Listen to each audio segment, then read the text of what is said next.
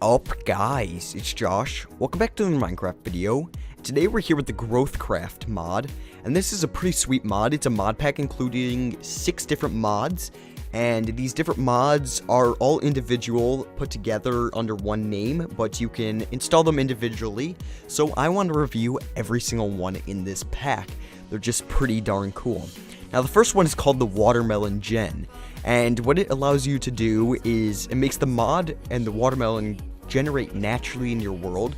So running around and by waters, you can find watermelon. So we fly up here, you guys can see we can go by the river here, see a watermelon spawn there, or a watermelon spawn there, and these are all naturally spawning, so I did not place these, and so on. So it's pretty cool like that. Now it says that the watermelon spawning is pretty rare, but what I see is that it's not too bad, and if you can actually adjust how much they spawn in the config files, but I'd leave it alone because it's not that rare to be. You can see there, I find there's patches there and there, so that's pretty darn cool.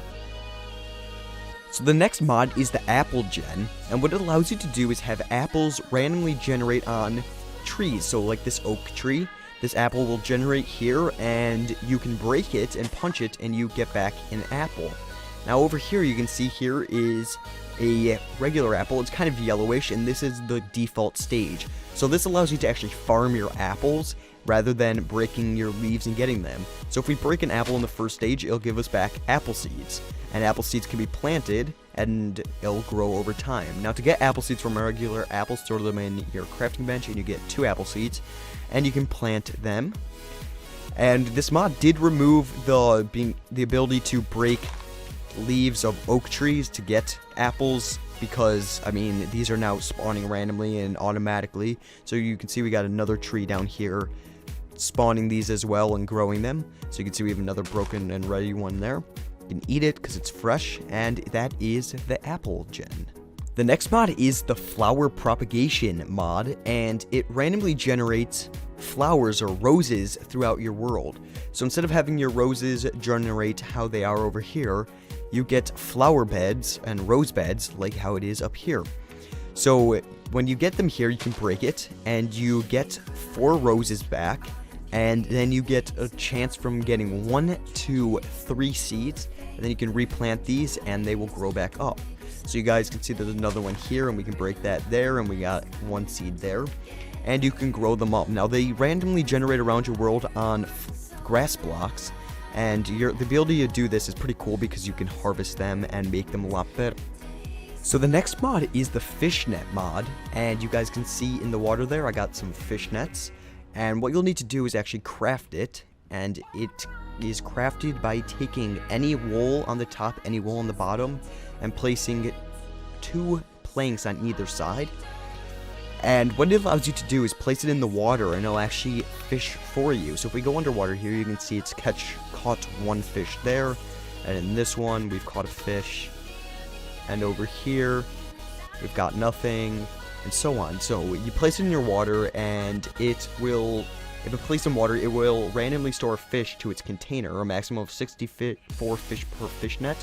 The more water block that surrounds the fish net, the 9 radius, the higher the chance it will store a fish. Now there is a disadvantage to this. You cannot actually gain XP for using these, just like you would when using a fishing pole. But it is an advantage in a way that you can mass collect fish and not have to spend your time fishing. So it is pretty cool. The last mod is the Stone Gen mod, and you guys probably saw these generating stone figures throughout the world. So you can tell what it does is it adds random spawning stone or rock boulders into the game, and it is something that the mod creator feels that are missing from the mod. Now this here kind of looks out of place, and they do look a little out of place dependent. They're not greatly placed. Maybe this one here is a little better placed.